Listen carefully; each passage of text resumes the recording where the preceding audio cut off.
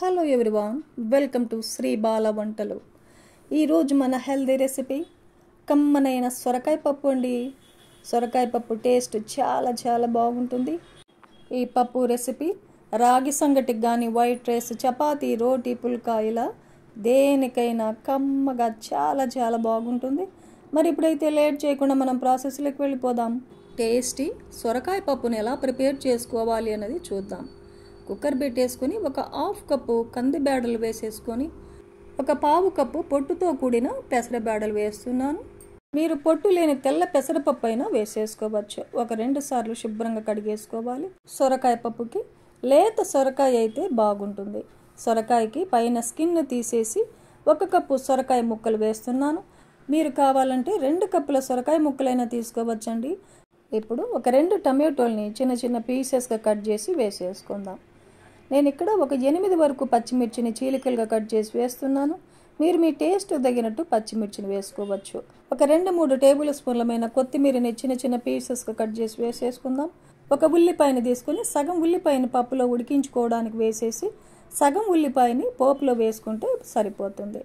ఒక half table spoon పసుపును కూడా యాడ్ చేసుకుందాం. ఒక 2 కప్పుల వాటర్ వేసుకుందాం. సొరకాయ వాటర్ కంటెంట్ కదండి, వాటర్ ఎక్కువ పట్టవు. 2 కప్పుల వాటర్ వేసుకుంటే సరిపోతుంది. మూత పెట్టేసి మీడియం ఫ్లేమ్లో 4 విజిల్స్ వచ్చేంత వరకు కుక్ చేసుకుందాం. 4 విజిల్స్ తర్వాత ఆవిరంతా పోయిన తర్వాత మూత తీసి చూసామంటే చూడండి, పప్పు మెత్తగా ఉడికిపోయింది కదా. టేస్ట్కి సరిపడా సాల్ట్ యాడ్ చేసుకొని మెత్తగా పప్పుని మెదిపేసుకోవాలి. స్టవ్ ఆన్ చేసుకొని ఒక గిన్నె పెట్టేసుకొని ఒక 2 టేబుల్ స్పూన్ల ఆయిల్ వేస్తున్నాను.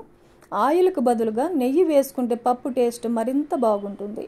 ఆయిల్ హీట్ ఎక్కిన తర్వాత ఒక హాఫ్ టేబుల్ స్పూన్ ఆవాలు, హాఫ్ టేబుల్ స్పూన్ జీలకర్ర, ఒక 2-3 ఎండుమిర్చిని తుంచేసి అలా వేసేసుకొని ఒక 7-8 వెల్లుల్లిపాయలని కొంచెం అలా కచ్చా పచ్చగా దంచేసి వేసేసుకోవాలి. వెల్లుల్లిపాయలు కూడా బాగా వేగిన తర్వాత సగం ఉల్లిపాయని చిన్న చిన్న పీసెస్గా కట్ చేసి వేసేసుకుందాం. ఉల్లిపాయలు బ్రౌన్ కలర్ వచ్చేంత వరకు వేయించుకోవాలి. ఒక పావు టేబుల్ స్పూన్ ఇంగువను యాడ్ చేసుకుందాం. కొద్దిగా ఫ్రెష్ కరివేపాకును కూడా వేసేసుకొని ఈ పోపునంతా బాగా వేయించేసుకొని పప్పులో కలిపేసుకుందాం. ఈ సొరకాయ పప్పులో చింతపండుకు బదులుగా లెమన్ జ్యూస్ వేస్తున్నానండి. ఈ సొరకాయ పప్పులో లెమన్ జ్యూస్ వేసామంటే టేస్ట్ చాలా బాగుంటుంది. ఒక 2 టేబుల్ స్పూన్ల లెమన్ జ్యూస్ వేస్తున్నాను. ఇంకో 2-3 టేబుల్ స్పూన్లమైన కొత్తిమీరని కూడా చిన్న చిన్న పీసెస్గా కట్ చేసి వేసేసుకుందాం. పప్పులో ఉడికించేటప్పుడు కూడా వేసాం కదండి, ఇంకొంచెం వేసుకుంటే బాగుంటుంది. పప్పు మీకు ఇంకా లూజ్ కావాలంటే కొంచెం వాటర్ని యాడ్ చేసుకొని ఒక 2 నిమిషాల పాటు లో ఫ్లేమ్లో ఉడికించుకుంటే సరిపోతుంది. మన ఛానల్లో టేస్టీ 4 టైప్ ఆఫ్ పప్పు రెసిపీస్ వీడియోని రీసెంట్గా అప్లోడ్ చేశానండి, ఒకసారి చెక్ చేయండి. చూశారు కదండి, సొరకాయ పప్పు ఈ ప్రాసెస్లో తప్పకుండా మీరు ఇంట్లో ఒకసారి ట్రై చేసి చూడండి. రాగి సంగటి, వైట్ రైస్లో కాస్త నెయ్యి వేసుకొని తిన్నామంటే ఇంకా టేస్ట్ వేరే లెవెల్ అనమాట. చపాతీ, రోటీ, పుల్కా, దోశ ఇలా టిఫిన్స్ కూడా చాలా బాగుంటుందండి.